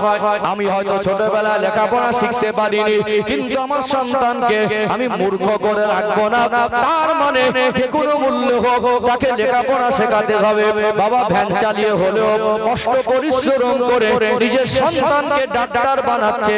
আজও মাঝে মাঝে নিউজে চোখে পড়ে কি পড়ে না, দুনিয়া একটা বাচ্চা ভূমিষ্ঠ হয়, ওই বাচ্চার পোশাক যতটা দরকার সে যতদিন না রোজগার করতে পারে, ছেলে হোক আর মেয়ে হোক, মেয়েটাকে যতদিন না বিবাহ দিয়ে দেওয়া হয়, এই ছেলে মেয়ের জন্য এদের পোশাকের ব্যবস্থা বাবা মা করে, যা দরকার তার থেকে বেশি দেয়। খাবার ব্যবস্থা বাবা মা করে, যা দরকার তার থেকে বেশি দেয়। চিকিৎসার ব্যবস্থা বাবা মা করে। একটু অসুস্থ হলে মনে হয় যে ভালো হয়ে যেতে পারে, তারপরেও মন মানে না, চিকিৎসা সময় মতো দেয়। এবারে বাচ্চাটা ভূমিষ্ঠ হলো, তাকে লেখাপড়া শেখাবেন মনে করে হাট্টি মাটিম কবিতাটা মায়ের পেট থেকে শিখিনি, আতা গাছে তোতা পাখি মায়ের পেট থেকে শিখিনি, ওই বাচ্চাটা 10টা 20টা গালাগালি মায়ের পেট থেকে শিখিনি। অ ক খ এবিসিডি ইংরেজি বাংলা অক্ষরগুলো মায়ের পেট থেকে শিখে নাই, ওই বাচ্চাটা নামটা মায়ের পেট থেকে মুখস্থ করে আসে নাই। যতগুলো মানুষ এখানে আপনারা বসে আছেন, বলুন তো যত দূর মাইকের আওয়াজ পৌঁছাচ্ছে, আমরা বাবার মা, আমরা তাদেরকে কমপক্ষে নামটাগুলো ইংরেজি বাংলা যাতে আমাদের বাচ্চারা লেখাপড়া শেখা থেকে বঞ্চিত না হয়, আমরা প্রত্যেকটা বাচ্চাকে লেখাপড়া শেখানোর ক্ষেত্রে যথেষ্ট চেষ্টা করি কি করি না? কেউ কি চায় আমার বাচ্চা অশিক্ষিত থাক? এটা পোশাকের দায়িত্ব নিয়েছি, চিকিৎসার দায়িত্ব নিয়েছি, খাবারের দায়িত্ব নিয়েছি, আর বাংলা ইংরেজি লেখাপড়া শেখানোর দায়িত্বটা এগুলো পেরেছি, কেউ বলিনি পারবো না। কিন্তু নামাজ শেখানোর দায়িত্বটা, কোরআন শেখানোর দায়িত্বটা, আদর্শবান করে গড়ে তোলার দায়িত্বটা কজন নিয়েছেন? ছেলের বিয়ে দেবে, ছবি নিয়ে ঘুরছে, ছেলে দেখেছিস হিরোর মতো লাগছে, বাপ বলছে ছেলে দেখেছিস হিরোর মতো লাগছে, পরে দেখা যাচ্ছে গালাগালিতে হিরো, পরে দেখা যাচ্ছে মদ খাওয়ায় হিরো, পরে দেখা যাচ্ছে তেরেঙ্গা খাওয়ায় হিরো। আমরা তাদেরকে নামাজি হিসাবে হিরো করে তুলতে পারি না, তাদেরকে আদর্শবান হিসাবে হিরো হিসেবে গড়ে তুলতে পারি না। এই চারটে যদি পারি এটা কেন পারবো না? এই চারটে যদি পারি এটা কেন পারবো না? এই চারটার সঙ্গে একটা যোগ করে নেন। এগুলোকে যেরকম গুরুত্ব দিয়েছেন জাহান্নাম থেকে বাঁচানোর জন্য, এই চারটে যা গুরুত্ব আছে এর থেকে বেশি গুরুত্ব ছিল জাহান্নাম থেকে বাঁচানোর জন্য শরীয়তের শিক্ষাটা তার ভিতরে দেওয়া। অথচ যেটা সবথেকে গুরুত্বপূর্ণ সেটাকে বাদ দিয়েছি। আপনার গ্রাম আমার গ্রাম বলেন, আপনি বাবা আপনি ছেলে ছবি নিয়ে ঘুরছেন, ওই ছেলেটা যদি সূরা ফাতিহা না জানে, ওর জীবনের এক দিনের এক ওয়াক্তের এক রাকাত নামাজ শুদ্ধ হয়নি 20 বছর যদি বয়স হয়, ও জীবনের এক দিনের একটা ওয়াক্তের নামাজ শুদ্ধ করে পড়তে পারেনি, তাকে আপনি কোন লজ্জা হিরো বলছেন? কথা কি বুঝতে পারছেন? যার কমের উপরে 5টা সূরা মুখস্থ নেই, তার জীবনের কোন দিনের জোহরের নামাজ শুদ্ধ হবে না। যার 3টে সূরা মুখস্থ নেই, তার কোন দিনের এক ওয়াক্তের নামাজ শুদ্ধ হবে না। জোহরের 4 রাকাত সুন্নাত নামাজ পড়তে গেলে প্রত্যেক রাকাতে সূরা ফাতিহার পরে একটি করে সূরা আছে না? 5টা সূরা জানে না মানে তার কোনদিনের জোহরের নামাজ হবে না। সে যতই বড় ধনী হোক, জমিদার হোক, সম্মানী হোক, চাকরিজীবী হোক, বিশিষ্ট হোক, দুনিয়ার মানুষের চোখে তার দাম যতই বেশি থাকুক না কেন, কবরের হাসরে এক পয়সা হবে না। কথা কি বুঝতে পারছেন? তাহলে আমরা আমাদের সন্তানদেরকে 5টা সূরা মুখস্থ করাতে পারতাম না? ডক্টর, মাস্টার, ব্যারিস্টার, ইঞ্জিনিয়ার করুন না, তাকে জাহান্নাম থেকে বাঁচানোর জন্য শিক্ষাটুকু আপনাকে দিতে হবে। আপনি কেন তাকে বঞ্চিত করেছেন? আপনি আপনার বাচ্চাকে নামাজ শেখাবেন না, কোরআন শেখাবেন না, 18 বছর ধরে তাকে সূরা ফাতিহা শিক্ষা দিলেন না। এইবারে হুজুরকে দাওয়াত করে এনে বলবেন হুজুর আপনি কুচে দেন। হুজুর কুচে দিয়ে হুজুরের বাবার ক্ষমতা আছে গ্রামবাসীকে নামাজি করে দিয়ে বাড়ি যাবে, ক্ষমতা আছে? ভাবে জীবনে হিসাব বলে প্রত্যেকটা পারিবারিক মানে ভাবে প্রত্যেকটা গার্জিয়ান থেকে দায়িত্ববান হতে হবে। আমার সন্তানকে বেনামাজি হিসাবে বড় করব না, আমার সন্তানকে কোরআনের শিক্ষা থেকে বঞ্চিত করব না। এই চারটির যা গুরুত্ব তার থেকে গুরুত্ব বেশি এই শরীয়তের শিক্ষা। কথা ঠিক না বেটি? কি বলে? জামা যদি সেলাই করা হয় তাও চলে যাবে, তালি দেওয়া হয় তাও চলে যাবে, কিন্তু নামাজ তালি দেওয়া হলে কথা মনে বুঝতে পারছেন? চিকিৎসা খাদ্য যদি বিরিয়ানি আর মন পছন্দের খাবারটা না খাইয়ে তাকে ডাল ভাত খাওয়াই, আলু ভাত ভাজিয়ে খাওয়াই, তাও চলে যাবে, বরং সে বেঁচে থাকতে পারবে। বরং তার ঈমানের শিক্ষাটা তার থেকে অনেক জরুরি ছিল। কথা কি বুঝতে পারছেন?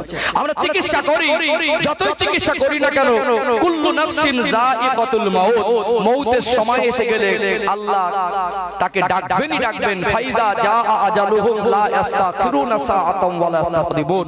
আল্লাহ বলছেন বান্দা বান্দির ইন্তেকালের সময় হয়ে গেলে সামান্য জাররা টাইম আগে পিছে করা হয় না।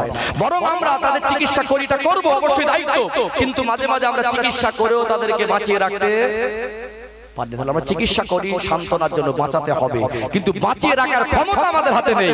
কিন্তু আমরা চাইলে আমাদের বাচ্চাদেরকে আমরা নামাজটা শেখাতে পারতাম, এটা আমাদের কাছে পরিষ্কার। আমরা চাইলে সন্তানের হায়াত ছেলে বাঁচাতে পারবো না, কিন্তু আমরা চাইলে তাকে নামাজি করতে পারবো। কথা ঠিক না বেটি? আপনি দাদু বাজারে যান, মার্কেটে যান, ঘুরতে যান, বেড়াতে যান, পোতার সঙ্গে কত আদর, কত মায়া মমতার সম্পর্ক। ছোট ছেলে আর মেয়েটা দাদুকে জড়িয়ে ধরে, দাদু দাদু বলে আদর করে।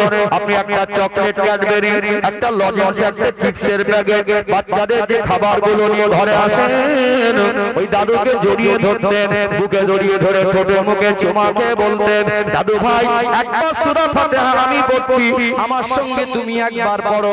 1 মাস যদি প্রতিনিয়ত যে বাচ্চাটা একেবারে নিষ্পাপ, যার অন্তরে কোনো গোনা নেই, আয়নার মতো পরিষ্কার হৃদয়, ওই ছোট বাচ্চা যার 5 বছর 4 বছর বয়স, এখনো তাকে স্কুলে মিশনে ভর্তি করা হয় না, ওই বাচ্চাটাকে প্রত্যেকটা দাদু অথবা দাদিমা যদি 24 ঘন্টার ভিতরে 10টা মিনিট আদর করে মায়া মমতা দিয়ে যদি 1 বছর 2 বছর সময় দিত, 4টে কলেমা, দোয়া কুনুত, দোয়া মাসুরা, তাশাহুদ, দরুদ শরীফ, দোয়া সানা, নামাজের যে রুকু সাজদা তাসবিহ, সূরা কালামগুলো, ইসলামের বেসিক শিক্ষাগুলো প্রত্যেকটা বাবা মা যদি চাইতো, আমাদের বাচ্চাদেরকে ছোট অবস্থায় আমরা প্রত্যেক বাচ্চাকে শিখিয়ে দিতে পারতাম কি পারতাম না?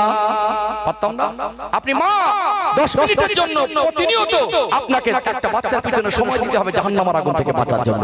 অনেক সময় 5 বছর পর্যন্ত, 2 বছরে যদি কথা বলা শেখে, এই 3টে বছর যদি মা 10 মিনিট করে থাকে, 24 ঘন্টার ভিতরে 10টা মিনিট শরীয়তের শিক্ষার জন্য ব্যয় করে, প্রত্যেকটা বাচ্চার জীবনে ইসলামের বেসিক শিক্ষা, এদের জীবন আলোকিত হবে, এদের প্রত্যেকটার বাচ্চার নিষ্পাপ অন্তরে ঈমানের ভিত তৈরি হয়ে যাবে। ইনশাআল্লাহ হবে না?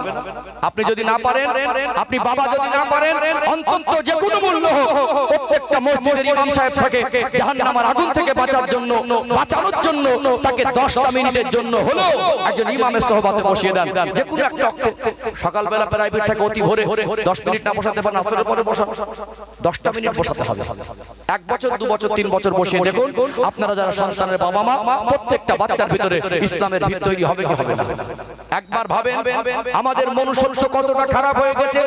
গ্রামে একটা মানুষ যখন মাইয়েত হয়ে যায়, দুনিয়া থেকে আল্লাহর ডাকে সাড়া দিয়ে চলে যায়, প্রত্যেকটা গ্রামবাসী ব্যথিত হয়ে হৃদয় ব্যথিত অবস্থায় তাদের পরিবারের কাছে সান্ত্বনা দেয়। ওই মানুষটাকে আমরা জানাজার মাধ্যমে তাকে আমরা বিদায় জানাই, তাকে কবরস্থ করি। কথা ঠিক না বেঠিক? জানা যায় 500 মানুষ হলে ম্যাক্সিমাম মহল্লায় 400 মানুষ জানা যায় দাঁড়িয়ে ধোঁকাবাজি করে, লজ্জা বোধ হয়। রাগ করলেন মনে হয় না? হুজুরকে বলবে হুজুর নিয়তটা বাংলায় বলে দেন। এই বাংলায় নিয়তটা করতে হবে এটা বুঝে নিলেন, শুধু নিয়তটা তো জানা জানা। আর তিনটা ছোট কবে বুঝবেন? আরো তো দোয়া আছে নাকি? প্রথম তাকবীর নিয়ত করে দিচ্ছেন, দ্বিতীয় তাকবীরে সানা পড়তে হয়, তৃতীয় তাকবীরে দরুদ শরীফ পড়তে হয়, চতুর্থ তাকবীরে মাগফিরাতের জন্য মাইয়েতের জন্য দোয়া পড়তে হয়, হয় না? তারপরে ছোট নাবালেগ বাচ্চা ছেলে হলে সে দোয়া আলাদা, মেয়ে হলে সে দোয়া আলাদা। আপনার গ্রামে আপনি একবার ভাবুন, আপনার গ্রামে যদি 500 মানুষ থাকে, 400 অধিক মানুষ একটা নাবালেগ বাচ্চার জানাজায় গিয়ে তার জন্য কি দোয়া দিতে হয় সেটা জানেই না। 5টা মানুষ জানাজা শুধু শো দেখি সব ধোঁকাবাজি করে। আপনি বাবা সন্তানের ছবি দেখিয়ে বিয়ের সময় পরের মাল নেওয়ার জন্য হিরো বলে পরিচয় দিচ্ছিলেন, আপনি তাকে শরীয়তের শিক্ষা থেকে ধোঁকা দিয়েছেন। আপনি এমন একজন অপদার্থ বাবা, আপনার সন্তানকে জানাজা কিভাবে পড়তে হয় সেই শিক্ষাটুকু আপনি তাকে দেননি। আপনি যদি চাইতেন যে বাচ্চার 5 বছর বয়স হবার আগে আপনি তাকে শেখাতে পারতেন, আপনি শেখাতে পারতেন না। যে শিখাতে পারে ইমামের কাছে তো 10 মিনিট বসাতে পারতেন, আপনার বাচ্চারা জানাজা শিখে যেত। একটা মানুষের বাবা আর মা যখন মরে যায়, তার হৃদয়ের অবস্থা যা হয়, তখন তার চোখ ভরা পানি থাকে, তখন ওই বাচ্চাটার মুখের দিকে দেখলে এমনি মানুষের চোখে পানি আসে। বাবা মা হারানোর যে ব্যথা, তার যা মানসিক অবস্থা, ওই সময় ইমাম সাহেব যদি নিয়তটা বাংলায় বলে দেয়, কানের ভিতরে যাবে না, স্বাভাবিক মাথার উপর থেকে যাবে। শুধু আল্লাহু আকবার বলে বাপ আর মা জানাজা পড়ছে, আসসালামু আলাইকুম আসসালামু আলাইকুম, মাজায় কি পড়েছে কিছু জানে না। তাহলে আপনি তাকে শিক্ষা থেকে ধোঁকা দিয়েছেন, বঞ্চিত করেছেন। আপনি খাটিয়া শুয়ে কাফন নামক কাপড়টা পরে একেবারে কবরে যাবার আগ মুহূর্তে সন্তানের থেকে আপনারই কর্মের ফল আপনি তাকে শিক্ষা দেননি, সেই ধোঁকাটা আপনি খেয়েই কবরে যাচ্ছেন। এটা অত্যন্ত দুর্ভাগ্যজনক। আমরা কবে এই চিন্তা চেতনা আমাদের মাথায় আনবো? আমরা আমাদের বাচ্চাদের হাট্টি মাটিম যদি মুখস্থ করাতে পারি, কেন আমরা আমাদের বাচ্চাদের জানাজার দোয়াগুলো মুখস্থ করাতে পারি না? কেন আমরা আমাদের বাচ্চাদের নামাজের শিক্ষাগুলো দিতে পারি না? প্রত্যেকটার বাবার মা যদি চেষ্টা করে, নিঃসন্দেহে আমরা আমাদের বাচ্চাদেরকে ছোট অবস্থায় আমাদের প্রত্যেকটা বাচ্চার ভিতরে নামাজের শিক্ষা এসে যাবে, তো সন্দেহের অবকাশ নেই। উপরন্ত কি বলি, দাদু এসে বলছে, দাদু ভাই বালিশের তলায় বিড়ির বান্ডিলটা চেনে দাও তো, দাদু ভাই খৈনির ডিব্বাটা চেনে দাও তো। এইবারে বলবে তোরা জলসা দিয়ে কটা মানুষকে হেদায়েত করেছিস, এখন আবার পণ্ডিত ফতোয়াবাজি জলসাদি কটা হেদায়েত করেছি। আপনার পরিবার, আপনার পরিবারের যে সদস্য ছোট ছোট বাচ্চা, আপনার আহালকে আপনি কতটুকু হক আদায় করেছেন? নামাজ শেখানোর দায়িত্ব ছিল আপনার, নামাজ শেখানোর দায়িত্ব আল্লাহ আপনার উপরে দিয়েছে। ওই বাচ্চা যদি জাহান্নামে যায় বেনামাজি হয়ে, সেদিন আপনাকে টেনে নিয়ে যাবে। আপনি আজকে সমাজে জ্ঞানী সেজে আর সেই দায়ভারটা বক্তা জলসা কমিটির ঘাড়ে চাপাতে চাচ্ছেন, এই হিসাবটা করার ঘন্টা আপনাকে দিতে হবে। ঠিক বলছি না ভুল বলছি? কথা কি রাগ করছেন নাকি? বাস্তব বললাম না বাস্তব বললাম? যারা আজকে এই কোরআনের কথা শোনানো বিরোধী, আজকে এই মজলিসের বিরোধী করে, আসলে এরা ভালো প্রকৃত দ্বীন শরিয়াত বোঝে না। এরা যদি নবী নূহ আলাইহিস সালামের জামানায় আসতো, এরা নবী বিরোধী হয়ে যেত। আল্লাহ 2 লক্ষাধিক নবীকে পাঠিয়েছেন, তার ভিতরে 25 জন নবী ও রাসূলের নাম আল্লাহ কোরআন শরীফে দিলেন। 114টি সূরার ভিতরে একটা সূরার নাম সূরাতুন নূহ, একজন নবীর নামও নূহ। একটা সূরা নাযিল করলেন আল্লাহ নবীর নামকরণে। সেই নূহ আলাইহিস সালামকে এত লম্বা হায়াত দিয়েছিলেন, 950 বছর দিনের খেদমত করেছেন। কত বছর? 9.5 না বেশি? কি 50 বছর বাঁচবো গ্যারান্টিতে? 950 বছর দিনের খেদমতের ফসল 40 অথবা 80 জন মুসলমান আমাকে এখানে বসিয়েছেন। আমি অকপটে স্বীকার করি, বক্তা হতে গেলে যে যোগ্যতা তাকওয়ার পরজগারিতা লাগে আমার ভিতরে মাইনাস পয়েন্ট। আমি অযোগ্য বক্তা হিসেবে যোগ্য দাবি করার ক্ষমতা দুঃসাহস আমার নেই, কেউ করতে পারে। কিন্তু আল্লাহ যাদের নবী নির্বাচন করেছেন, আল্লাহ যাদের নবুয়ত দিয়ে দুনিয়ায় পাঠিয়েছেন, দ্বীনের খেদমতের যোগ্যতা তাদের ভিতরে আল্লাহ প্রদান করেই তাদেরকে পাঠানো হয়েছে। অর্থাৎ নবীদের ভিতরে খেদমতের কোনো ত্রুটি থাকে না। আমার এই বায়ান বক্তব্য উপস্থাপন, আমার চিন্তা চেতনা, আমার অন্তর ইখলাস এর ভিতরে গলত থাকতে পারে, কিন্তু একজন নবীর খেদমতে কোনো ত্রুটি থাকতে পারে না। অর্থাৎ সেই নবীর খেদমতের ফসল 950 বছরে 40 জন। আজকে যারা নিজের সন্তানকে নামাজ শেখায় না, নিজের স্ত্রীকে নামাজ পড়ার কথা বলে না, নিজের পরিবারের প্রতি শরীরের শিক্ষা থেকে বঞ্চিত করে দেয়, আজকে তারা সমাজে ফতোয়াবাজি করে বলে জলসা দিয়ে কটা মানুষকে হেদায়েত করেছি। এরা নূহ আলাইহিস সালামের জামানায় হলে বলতো আপনি 950 বছরে কি করেছেন? এটা নবী বিরোধী হয়ে যেত। কথা বুঝতে পারছেন না? এখানে বছরে একবার জলসা দেওয়া, আলেমদের বলবো কুচে দাও, জাবিরানি করে খাওয়া, তকবীর দিয়ে প্যান্ডেল ফাটাফাটা উড়িয়ে দেওয়া, সারা এলাকায় লাইটিং আর 100 মাইক বেঁধে দেওয়া, বছরে একবার জলসা দিয়ে সমাজ পরিবর্তন করে দেবেন, এটা সিস্টেম বলে না। এখানে বসতে হবে, এখানে আসতে হবে, আলেমদের সোহবতে দ্বীনের শিক্ষা ফর্মুলা ইনফরমেশন আপনাকে দিতে হবে। এখান থেকে আমাদের একত্রিত হয়ে আমরা এখান থেকে আমার আত্মীয় পরিবারের জন্য মাগফিরাতের দোয়া করব, সেটাও দরকার আছে।